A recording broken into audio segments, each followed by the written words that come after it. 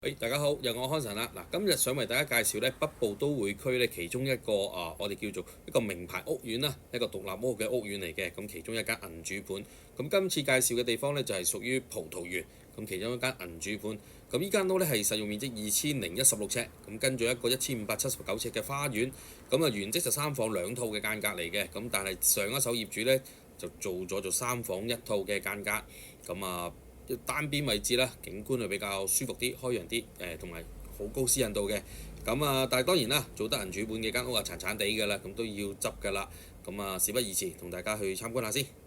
好，咁睇片前呢，就希望大家 follow 下我嘅頻道啦。中意條片嘅就可以 share 啊，撳埋個 like 啦，同埋可以撳埋個鐘仔，有咩新片可以即時通知大家。當然，如果想揾我何生或者康臣嘅，我有 WeChat 有 WhatsApp， 當然亦都條片喺上面。亦都有個手提電話聯絡嘅，可以隨時歡迎打俾我。亦都好歡迎大家嚟到錦繡花園、錦繡大道美聯分行揾我何生或者康臣都得嘅。咁事不宜遲，同大家出發去參觀下啦。依間銀主盤呢，自己已經有個獨立車庫，可以泊到1至2部車。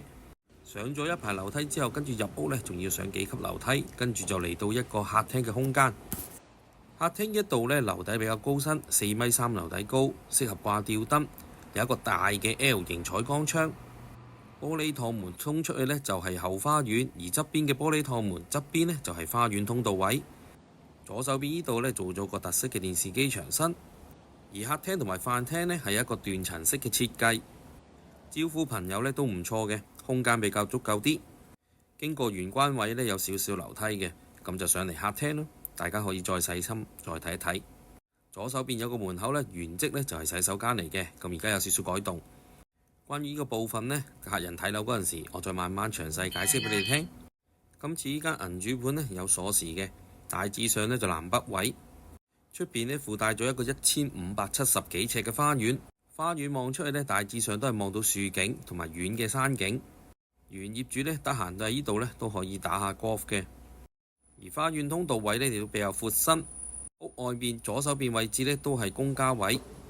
跟住上幾級樓梯就嚟到飯廳空間，右手邊有個位置就係客廁洗手間，前邊做咗開放式廚房。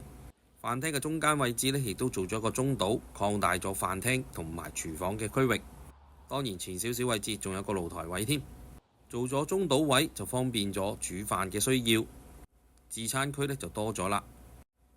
開放式廚房呢，就適合5-6個人下廚，仲有個位置可以擺部大嘅雙門雪櫃。上下兩排呢都比較多嘅收納位。喺葡萄園嚟講，2層職型呢都比較多客人鍾意，因為招呼朋友真係方便好多。一啲朋友喺度煮飯，一啲朋友去下面睇下電視、唱下 K 都唔錯。亦都有個露台位係望返出去葡萄園入邊嘅內街。廚房空間呢都比較四正，需要執收嘅地方唔係話太多。有明火煮食爐，亦都有電磁爐，跟住仲有各式嘅爐具配備。當然啦，上下兩排亦都好多收納位置。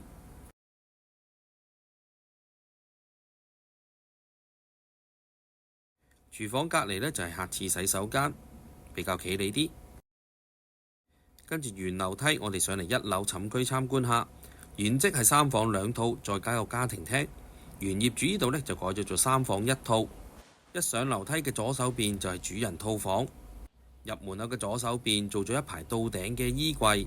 附設咗一個露台空間，望返去後花園景觀，所以呢度望出去呢都比較開揚。